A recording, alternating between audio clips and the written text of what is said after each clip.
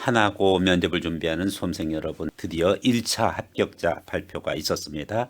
이제 여러분들은 면접의 관문을 최종적으로 통과를 해야 됩니다. 그래서 최종 면접 대비 어떻게 할 것인가, 특히 코로나로 인해 가지고 다소 변수가 있음에 여러분들이 좀 유의해서 대비를 하는 것이 필요하다고 보겠습니다. 저는 사이미 M에서 국제학교 그리고 글로벌 전형 자사고 또 특목고 입시를 전담하고 있는 샘 홍 원장입니다. 네.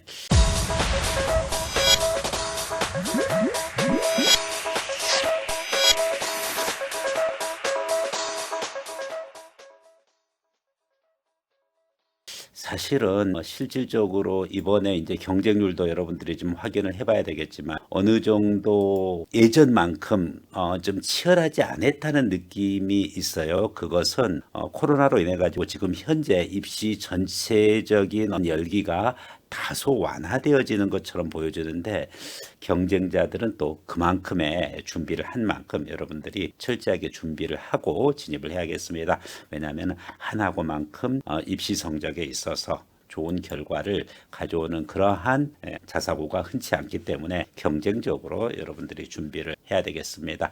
네, 선발 방법은 예년이랑 큰 차이가 없습니다. 다른 자사고와 달리 2단계의 비중이 워낙 크다라는 사실은 이미 여러분들이 충분히 알고 있을 것이고요. 이번에 모집 관련해서 지원 상황 잠깐 확인을 하면은 일반 전형과 그리고 사회 통합 전형으로 구별되죠. 일반 전형에 각각 남녀 기준으로 80명씩 모집하는데 아무래도 여학생 지원자가 좀 많죠. 그렇게 해서 남녀 대비 그 기준으로 봤었을 때 남학생은 1.65대 1, 여학생은 2대 1이 좀 상회하는 2.33대 1의 그와 같은 경쟁률을 기록을 하고 있습니다. 사회통합 전형에 있어서도 각 남녀 20명 모집하는데 보통 평균적으로 한 1.5대 1 정도의 경쟁률을 가지고 있습니다. 그렇기 때문에 경쟁률을 기준으로 보면은 일반 전형 학생들이 아무래도 좀 더 부담이 있는 상태가 지속되고 있는 것을 알 수가 있습니다. 실질적으로 여러분들이 이번 입시 일정에 맞게끔 어느 정도 준비 능력을 갖춰 가야 되는 현상에서 이러한 지원자들과의 경쟁을 어떻게 여러분들이 효과적으로 극복할 수가 있고, 그리고 실제 면접에서는 어떤 내용들이 출제되어졌는지에 대해서 우선적으로 궁금해야 할 것입니다. 구체적인 어떤 면접의 진행 방식이라든지 진행 절차, 이것은 전년도와 큰 차이가 없기 때문에 선생님의 예전 영상을 참고를 하기를 바라고, 그리고 구체적인 기출문제 관련해 가지고서 기출문제라기보다도 사례 문제라고 보는 것이 맞습니다. 왜냐하면은 학생들마다 물어보는 내용이 다르기 때문에 우선 가장 큰 부분이 바로 자기주도 학습 영역이죠. 자기주도 학습 영역에서 어떤 유형으로 출제되어질 수 있느냐, 이 부분 것을 여러분이 판단을 해보면 되겠습니다. 이와 같은 유형으로 물어본다라는 걸 여러분이 알고 참고로 해서 준비를 해가는 것이 필요하겠습니다. 예를 들어서 수학 관련되는 질문이 좀 있습니다. 수학에서 최대값 최소값 관련한 내용을 연구했다라고 했는데, 그러니까 본인이 낸 서류를 기반으로 하기 때문에 서류를 보고서 최대값 최소값에 관한 내용을 연구했다고 하는데, 수학에서 등장하는 최대값 최소값이 나오는 단어는 어디냐, 그리고 어떤 내용을 공부했는지 이 부분 것을 물어보고 있습니다. 실질적으로 이제 최대값 최소값이 나오는 단원들은 자기 기준으로 해서 답변을 할 수 있어야 돼요. 뭐 함수에서의 뭐 최대 최소값도 있을 수 있고, 또 부등식의 영역에서도 이제 최대 최소값이 있고, 고등학교 가면은 또 미분에서 이제 최대 최소값 뭐 다양하게 있을 수 있는데, 본인이 그 배웠던 것 중에서 최대 최소값 연구했던 내용이 있을 거 아니에요.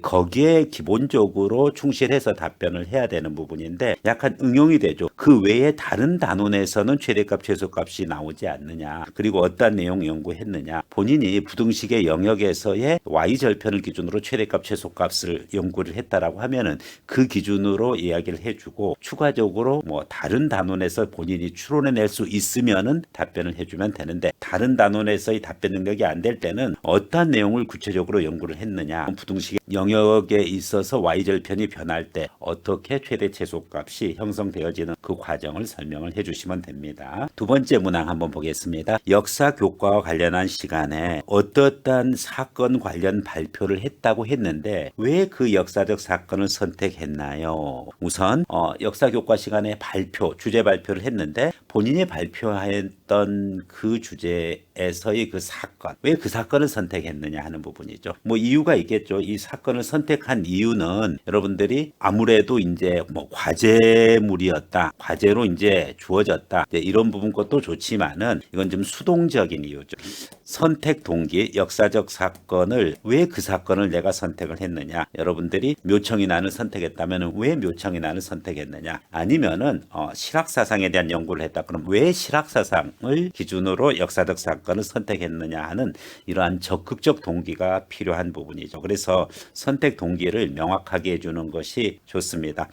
과제로 나와서 했습니다. 이렇게 단답형으로 답변하는 것은 금물입니다. 과제물로 저에게 부여되었습니다. 그렇지만은 저는 그 사건이 특히 이러이러한 관점에서 봤었을 때 제가 주제 발표하기에 좋은 자료라고 생각을 해서 선택하게 되었습니다. 하는 이제 그와 같은 적극적인 이유를 설명을 해주는 것이 훨씬 더 좋은 답변이 되겠습니다. 역사가가 발견하지 못한 역사는 역사에 기록되지 않는 것인가요? 라는 또 다른 추가 질문이 있었습니다. 사실은 이 질문이 그렇게 단순한 질문은 아닙니다. E.H. 카의 현재주의 역사관과 관련해 가지고서 실질적으로 질문을 한 거예요. 역사가가 발견하지 못한 역사는 역사에 기록되지 않는 것인가요? 이 질문이랑 왜 그 사건을 학생이 선택했느냐 하는 부분이죠. 바로 카의 역사관이 어느 정도 E.H. 카의 역사란 무엇인가에 카의 역사관, 현재주의 역사관이 담겨져 있다. 이렇게 보아집니다. 시간이 흘러간다라고 했었을 때 여러분들의 위치는 바로 이곳 현재에 있는 거죠. 현재에 여러분들이 위치되어 있다라고 하면은 역사적 사건은 뭐예요? 과거에 있는 거잖아요. 그래서 현재주의 관점에서 내가 어떠한 역사적 사건을 선택하느냐 하는 부분 것이 바로 현재의 역사다. 그 기준이고 여러분이 왜 그와 같은 역사적 사건을 선택해서 발표했는지를 물어보고 있고 만약에 이와 같은 현재의 역사가나 여러분들이 발견하지 못한 사건은 역사의 기록에 남지 않는 것인가? 이것을 질문하고 있는 것이죠. 정말 좋은 질문이죠. 현재주의 사관에 따르면은 역사는 현재의 역사다의 의미는 바로 현재에서 인식되어져 가지고 과거의 사건을 규명해 갔었을 때 그것이 역사고 역사 서술학의 기본적인 내용이 되는 것이죠. 좀 더 자세한 것은 예전에 선생님 영상 참고로 하시면 되겠습니다. 그렇다라고 하면은 역사가가 발견하지 못한 역사는 역사에 기록되지 않는 것인가요? 하는 부분 거에 대한 답변. 실증주의 사관에 있어서는 검증을 하겠지만은 실제 역사 서술학이라는 것은 역사가에 의해서 결정되어지는 만큼 역사가에 의해서 발견하지 못한 역사는 기록되지 않는 역사, 즉 역사 서술학의 범위에는 들어가지 않습니다. 역사가의 노력은 바로 이와 같이 발견되지 않는 역사에 대해서 어떻게 주관적으로 발견을 하고 그리고 역사 서술학이야말로 역사가의 주관적 관점에서 쓰여진다는 것이 지금 역사가가 발견하지 못한 역사가 기록되지 않는 이유라고 생각합니다. 추가적인 이유, 좀 더 구체적인 것은 모의 면접을 통해 가지고 확인을 하시면 좀 더 좋겠습니다. 세 번째 질문입니다. 소인수분해와 인수분해의 차이점이라든지 인수분해를 푸는 방법, 인수분해와 곱셈 공식의 관계 설명, 기본적인 수학 관련되는 질문들이 자기주도 학습 영역에서 있어 왔다라는 부분이고 이것은 이 문제가 출제되어졌다라는 측면보다는 이와 같은 유형으로 출제되는 만큼 여러분들이 철저하게 준비를 잘 해가는 것이 필요합니다. 두 번째, 무조건 독립 항목이죠. 지원 동기. 지원 동기 부분 것만 잘 해도 특히 이제 하나고 지원 동기 부분 것은 핵심적인 요소를 잘 파악을 해서 제대로 잘 돼야 되겠습니다. 그래서 계략적으로 40초에서 60초, 60초 좀 넘어가도 관계없습니다. 지원 동기만 제대로 하면은 나머지 면접들이 잘 풀리는 경향이 있는데 실질적으로 막상 지원 동기를 해보면은 제대로 답변하는 학생이 흔치 않습니다. 다음 진로 계획 부분입니다.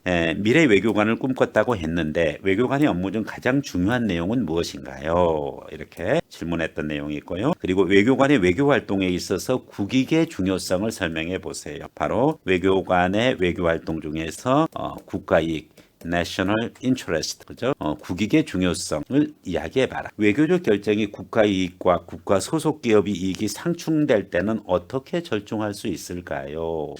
좀 어려운 문제가 또 이어지죠. 외교적 결정, 예를 들어서 우리가 군사외교 차원에서 사드 미사일을 배치를 결정을 했어요. 이게 외교적 결정이죠. 국가 이익이 위해서, 국가 안보를 위해서 필요한 거예요. 그런데 그 부지를 롯데라는 기업이 제공을 했어요. 그러다 보니까 국가 소속 기업, 예를 들어서 롯데라는 기업이 중국으로부터 집중적인 제재를 받게 되는 거죠.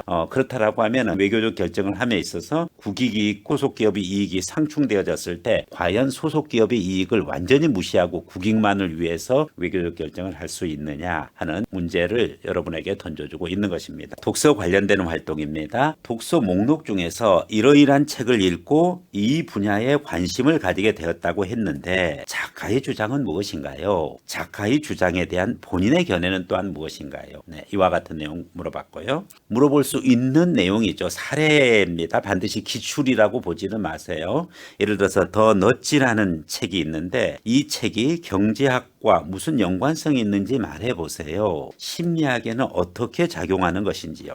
여러분들이 넛지라는 책을 중학생이 읽었다. 그러면은 이 넛지라는 책을 기준으로 해서 경제학과 심리학인데 흔히 이 넛지라는 책은 바로 행동경제학이라는 새로운 융합 학문이고 바로 행동경제학이야말로 경제학과 심리학이 결합되어져 있는 형태의 융합 학문인 거죠. 넛지 부분 것을 기준으로 해서 우리 사회는 많은 변화를 이렇게 가져왔고 넛지로 인해 가지고 선택을 부르는 힘, 그래서 결국은 동기부여와 그리고 제도적으로 또 사용되어지는 큰 이점을 갖고 있고 오바마 대통령 때 이 부분이 굉장히 큰 이슈로 다가왔던 내용입니다.